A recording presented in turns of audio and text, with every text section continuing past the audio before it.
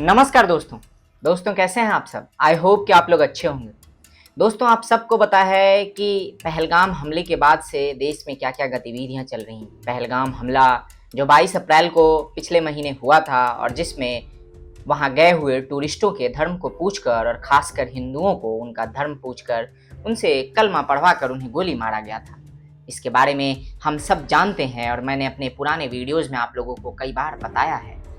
उसके बाद से जिस तरीके से पूरे देश में एक आक्रोश का माहौल है, जिस तरीके से पूरा देश उस हमले के बदले की मांग कर रहा है, पूरा देश इस देश के प्रधानमंत्री, गृह मंत्री और रक्षा मंत्री से ये अपील कर रहा है, ये मांग कर रहा है कि पाकिस्तान और पाकिस्तान के द्वारा भेजे गए उन आतंकियों के साथ और साथ ही साथ वो आतंक के आका जो इस तरीके की आतंकी घटनाओं को भारत में अंजाम दिलवाते हैं, उन सबको इस बार ऐसा सबक सिखाया जाए कि उनकी रूह तक कांप जाए, उनकी 7 पुश्तें वापस से भारत की तरफ आंख उठा के देखने की हिम्मत या जुर्रत ना कर सके। लेकिन हुआ कुछ नहीं, क्योंकि इस घटना को कम से कम 10 दिन या उससे ज्यादा का समय हो चुका है। हमने देखा कि किस तरीके से इस घटना को लेके पूरे देश भर में एक आक्रोश है और सभी लोग इस बात की मांग कर रहे हैं। इस तरीके की घटना हुई उसके बाद से हमारे देश के प्रधानमंत्री जी ने जो भाषण दिया था, उसके बाद ये कयास और भी ज्यादा लगाए गए कि इस बार पाकिस्तान की खैर नहीं है, इस बार भारत पीओके को ले लेगा। तरह तरह की बातें की गई। जो इस देश के रक्षा मंत्री वो आज एक कार्यक्रम में थे, दरअसल वो कार्यक्रम दिल्ली में था और दिल्ली के कार्यक्रम में जो आनंद आश्रम का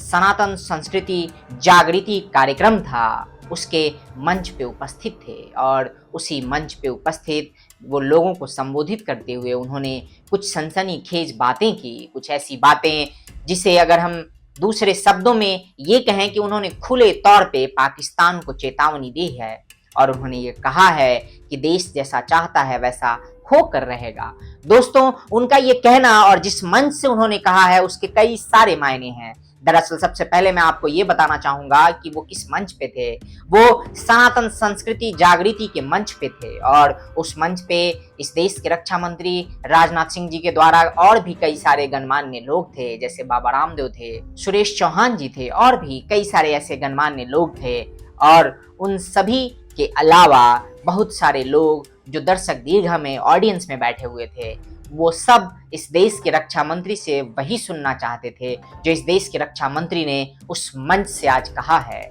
और जो सिर्फ कहने भर की बात नहीं है बल्कि इस देश का हर वो देशभक्त और खासकर हर वो हिंदू चाहता है कि जिस तरीके से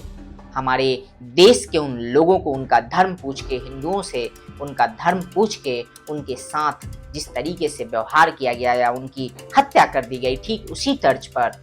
उन लोगों को धर्म बता के उनकी हत्या की जाए या उनको सजा दिया जाए और बदला उसी तरीके का होना चाहिए।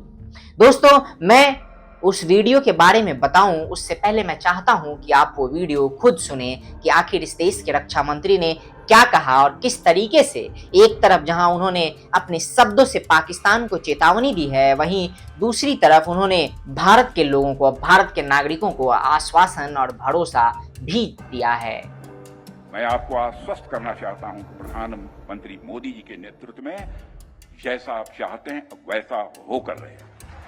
दोस्तों आप सब ने सुना कि किस तरीके से हमारे देश के रक्षा मंत्री जी ने ये कहा है कि ये देश जैसा चाहता है या आप सब जैसा चाहते हैं वैसा होकर रहेगा, और हमें अपने देश के प्रधानमंत्री नरेंद्र मोदी जी के ऊपर भरोसा रखना चाहिए, उनके नेतृत्व में, उनकी दृढ़ता पे, उनके कार्य करने की शैली पे कि वो किस तरीके से चीज़ों को करते हैं। लेकिन एक बात मैं आप सबको कह सकता हूँ कि मैं रक्षा मंत्री के तर्ज पे अपनी सेना के साथ आप सबकी सुरक्षा की गारंटी लेता हूँ और आप सब जैसा चाहते हैं, देश जैसा चाहता है वैसा होकर रहेगा।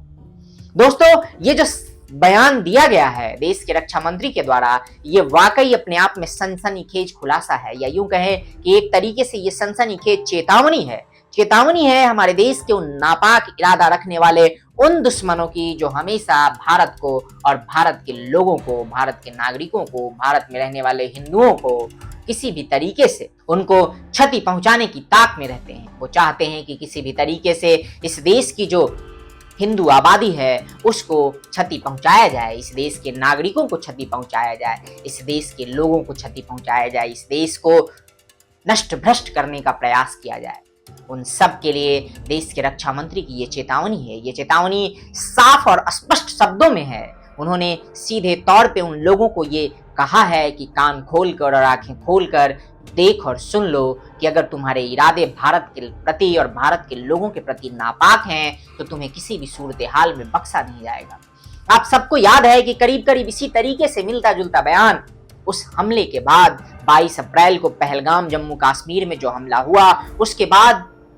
जो प्रधानमंत्री जी ने कहा, मैं चाहता हूं कि उस भाषण का भी अंश आप लोग एक बार फिर से सुने कि उन्होंने आखिर क्या कहा था और किस तरीके से वो बिहार की उस धरती से बोल रहे थे और हिंदी बोलते बोलते उन्होंने इंग्लिश में स्विच किया था। और इंग्लिश में स्विच करने के पीछे के उनके जो परसेप्शन थे या जिस तरीके से वो चीजों को प्रोपेगेट करना चाहते थे, पूरी दुनिया को बताना चाहते थे, उसके बारे में भी हमने बात की है। और मैंने अपने पुराने वीडियोस में आप लोगों को बताया है कि आखिर उसका मतलब क्या था, उसका मायना क्या था। उन आतंकियों को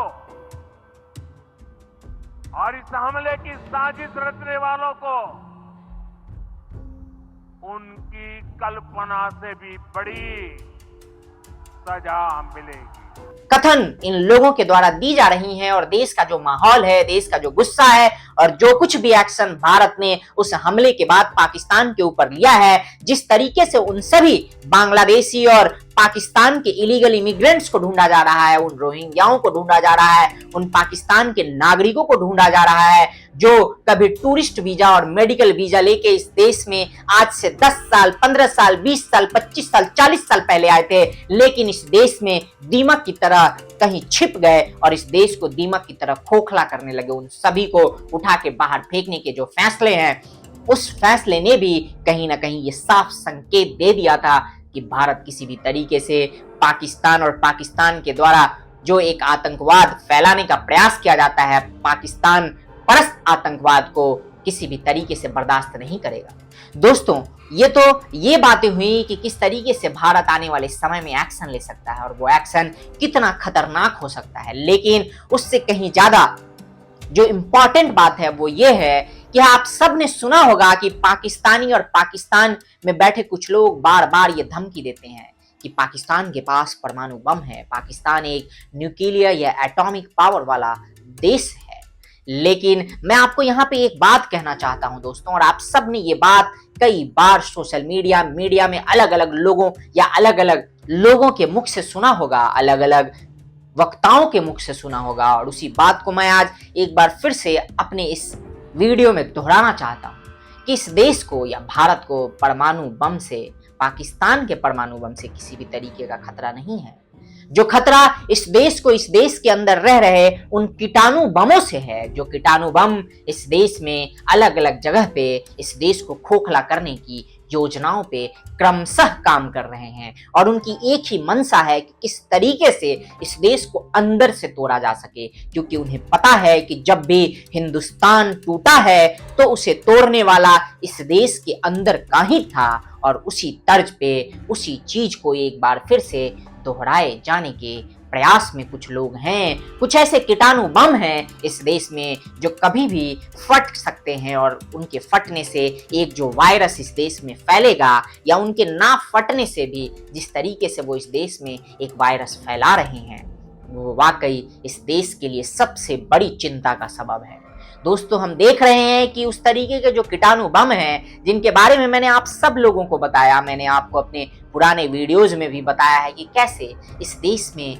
वो लोग जो कभी टूरिस्ट वीजा पे आए थे, कभी मेडिकल वीजा पे आए थे, वो लोग यहाँ पे आके बस गए। वो लोग यहाँ पे 16 साल से हैं, उनको हर तरीके की सुविधा मिलती गई और धीरे धीरे वो पूरी तरीके से इस देश में सेटल हो गए। दोस्तों, उन लोगों ने इस देश का आधार कार्ड बनवा लिया, इस देश का राशन कार्ड बनवा लिया, इस देश का वोटर आईडी कार्ड बनवा लिया। वो लोग वोट देने लगे, वो लोग टैक्स पेयर के द्वारा दिए गए पैसे और टैक्स के बदौलत या उसके वजह से जो अनाज इस देश के लोगों को दिया जा रहा है पिछले कुछ सालों से, या दिया गया कोरोना काल में, वो फ्री का अनाज भी ये लोग प्राप्त कर रहे हैं। आप सोचिए कि किस हद तक ये देश इन कीटाणु बमों से भरा हुआ है। दोस्तों, जब ये सर्च ऑपरेशन शुरू हुआ है तो ऐसे ऐसे लोग और भारत के ऐसे ऐसे कोने से वो लोग निकल निकल के सामने आ रहे हैं जिसके बारे में सोच के कोई भी इस देश का सच्चा राष्ट्रभक्त या देशभक्त होगा उसको सोचना पड़ेगा, वो सोचने पे विवश हो जाएगा, क्योंकि इन लोगों का कोई भरोसा नहीं कि ये कब और कहां पे क्या कर दें। हमने देखा है कि विगत भूतकाल में भी कई सारे ऐसे वायलेंस के इंसिडेंट सामने आए हैं जिसमें इन्हीं लोगों के यानी कि ये जो इलीगल इमिग्रेंट्स हैं इनके हाथ और पांव दोनों पाए जाने के पुख्ता सबूत मिले हैं। दोस्तों, ये वाकई सरकार को और इस देश के लोगों को तय करना होगा कि आखिर वो इस देश को किस तरीके से आगे बढ़ता हुआ देखना चाहते हैं। क्या वो चाहते हैं कि ये देश इसी तरीके से इन कीटाणु बमों को पालता रहे? क्या वो चाहते हैं कि इस देश में इसी तरीके से इन कीटाणु बमों के द्वारा या इलीगल इमिग्रेंट्स के द्वारा अलग अलग जगहों पे वायलेंस की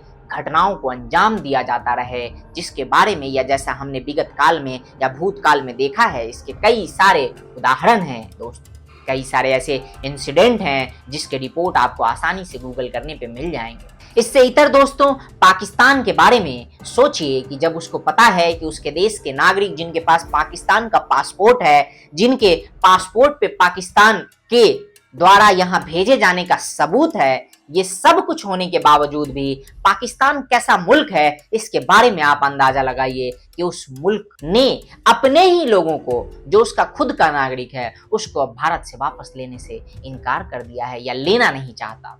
वो सभी लोग जिनको भारत आइडेंटिफाई कर रहा है, जिनको इस देश की जांच एजेंसियां आइडेंटिफाई कर रही हैं और उन सबको अटारी वाघा बॉर्डर के द्वारा पाकिस्तान भेजा जाने का प्रयास किया जा रहा है या एक कार्यक्रम शुरू किया गया है इस देश के सरकार के द्वारा, इस देश की जांच एजेंसियां, सुरक्षा एजेंसियों के द्वारा, इस देश की पुलिस प्रशासन सिस्टम के द्वारा, और वहीं दूसरी तरफ पाकिस्तान कैसा मुल्क है इसके बारे में आप बस कल्पना कर सकते हैं कि वो पाकिस्तान अपने उन्हीं नागरिकों को वापस नहीं लेना चाहता या नहीं ले रहा है, वो गेट तक नहीं खोल रहा जिससे कि उन नागरिकों को पाकिस्तान भेजा जा सके। दोस्तों, ये सब कुछ जानबूझकर और सोची समझी प्लानिंग के तहत किया गया है और शायद अब ये चीज खुल के सामने आ गया है। तो मैं इस देश की सरकार और उन सभी लोगों से एक अपील करना चाहता हूं कि वो सभी लोग इस पे सख्ती के साथ कदम उठाएं और इससे सख्ती से निपटें, क्योंकि ये लोग कभी भी इस देश के सगे नहीं हो सकते। क्योंकि आप सोच सकते हैं कि जो पिछले 40 साल से इस देश में रह रहा है